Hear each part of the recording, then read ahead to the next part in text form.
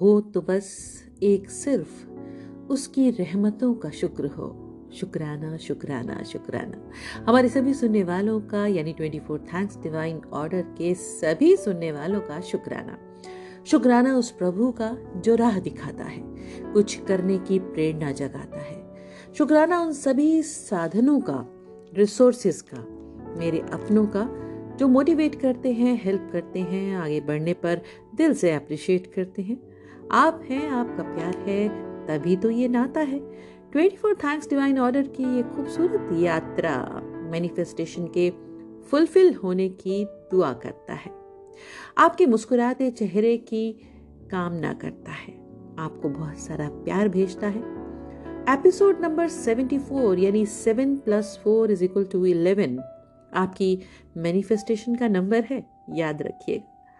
इस एपिसोड को सुनते हुए वो मांगिएगा जो जीवन में बहुत खास हो, सकारात्मक हो यानी पॉजिटिव हो, जिसमें कोई आहत ना हो, जिससे आपका भला तो हो ही, साथ ही औरों का भी हित हो। देखिएगा, मेरा दिल कहता है कि आपकी मुराद जरूर पूरी होगी, बशर्ते कि आप हमारे चैनल पर आकर बताएं कि इस एपिसोड के बारे में आपको कैसा लगा। अपनी इच्छा के बारे में अपना प्यार हमसे जरूर शेयर करें और एटलीस्ट ये एपिसोड आप किसी न किसी एक व्यक्ति से शेयर जरूर करें। मैनिफेस्टेशन का यही रूल है, बांटिए जो चाहिए। Do good, find good. इतिहास की गाथाओं में आपने सुना होगा कि राजा महाराजा अपने भार के जितना सोना, चांदी, कीमती रत्न इत्यादि दान करते थे। जानते हैं किस लिए? वो इसलिए कि उनके अपने खजाने में वृद्धि हो, बरकत हो। कहते हैं कि बांटने से कई गुना लौटता है। यूनिवर्स को सिर्फ आपका देना दिखाई देता है और वो भी अपने भंडार खोल देता है फिर आपके लिए। प्यार बांटिए, व्यवहार बांटिए, जरूरी नहीं कि धन ही हो जनाब, सब कुछ लौटता है। मैं भी सीख रही हूँ, हर बात, हर जज्बात इस चैनल के जरिए मैं आपसे बांटती हूँ, ताकि जो यूनिवर्स के प्लान और वर्किंग सिस्टम को मैं उम्र के इस पड़ाव में आकर कई रोलर कोस्टर पार कर पहुंची हूँ, आप कुछ जल्दी पहुंच जाएं, कुछ आसानी से पहुंच जाएं। आई लव यू गाइस, सच में। आज बैठे बैठे एक विचार कौंधा। अपने जीवन से वास्ता रखने वाले कई नामों के बारे में सोचा मैंने। बस मैं सोचती जा रही थी कि कितने ही लोग हमारे जीवन में आते हैं, चले जाते हैं। हम उनकी यादें, उनके अच्छे बुरे व्यवहार को याद करते हैं और उस अटैचमेंट के लिए रोते हैं, बिलखते हैं जो कहीं हमने उनसे जोड़ी थी। ये जरूरी नहीं कि उन्होंने भी हमसे जोड़ी थी। अगर वो डिटैच हो सकते हैं तो हम क्यों नहीं? और फिर बारी आई नामों की तो देखा कि हर नाम कुछ कहता है। व्यक्ति हो, व्यक्तित्व हो या फिर उसके दिए लाइफ लेसन्स के बारे में हम नामों को कितना लाइटली लेते हैं ना। लेकिन जानते हैं, नाम व्यक्ति का अक्स होते हैं, यानी उसकी परछाई, यानी उसके व्यक्तित्व का आईना। अगर हम ध्यान से सोचे तो हर नाम की गहराई में उससे मिलने वाले लेसन को हम पहले से जान सकते हैं। ये नाम या तो उसका लाइफ पर्पस है या फिर वो आपको चेताने आया है आपके लाइफ पर्पस के बारे में कि जागो और अपने जीवन के उद्देश्य को ढूंढो और उसके लिए कार्य करो। कहीं ना कहीं प्यार दुलार से तो कभी कभी कहीं धोखे, दुख और कटु व्यवहार से वो हर शख्स हमें जगाता है। कहते हैं ना कि जो भी मिलेगा उसका कुछ ना कुछ तो सबब है। जरा आप भी टटोलिए, इस खेल में मजा लीजिए और ईश्वर की रजा जानिए।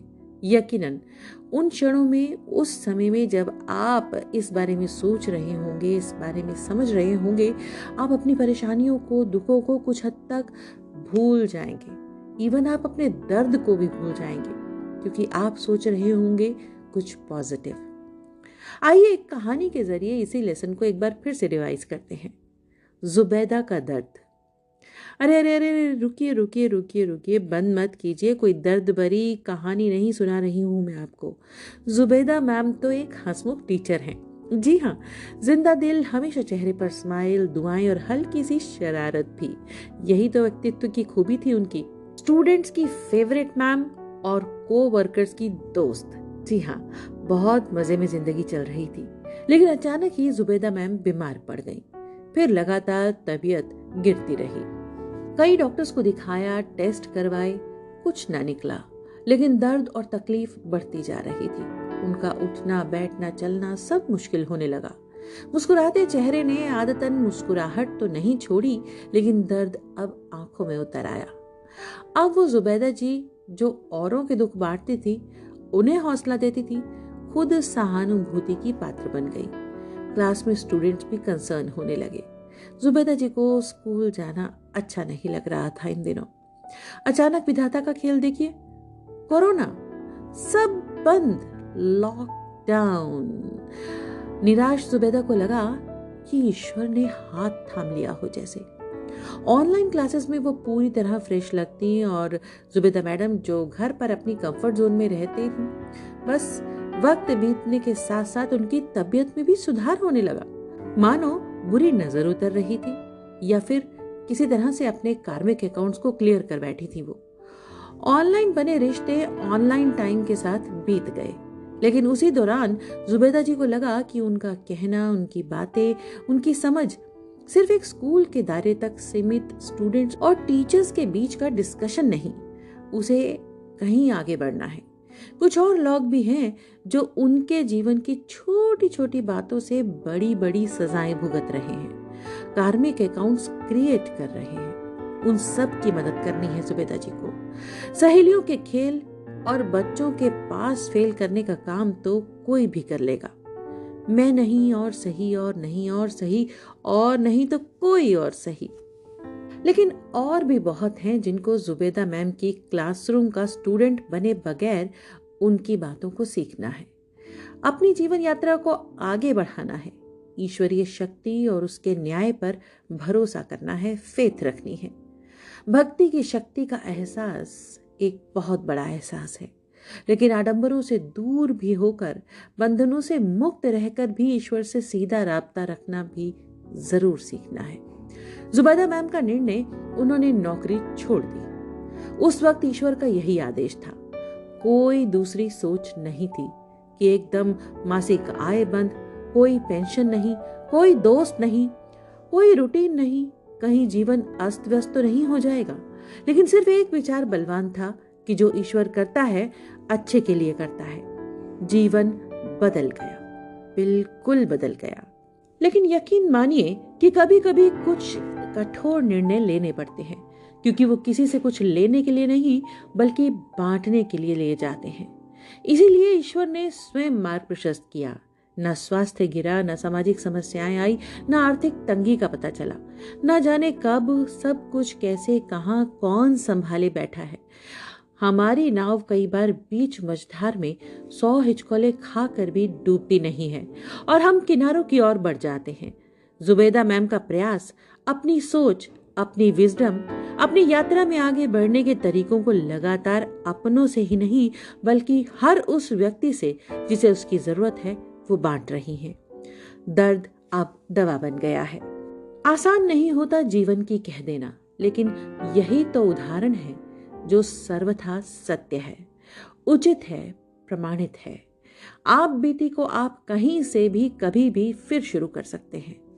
मैं भी इसी प्रयास में जुड़ी हूँ, लगातार कई पराये अपनों से, जिनका प्यार, दुलार, व्यवहार मेरे जीवन को मार्ग दिखाता भी रहा है और मेरी यात्रा से जुड़कर मेरे अनुभव से प्रकाश पाता भी रहा है। एपिसोड 74 खास है।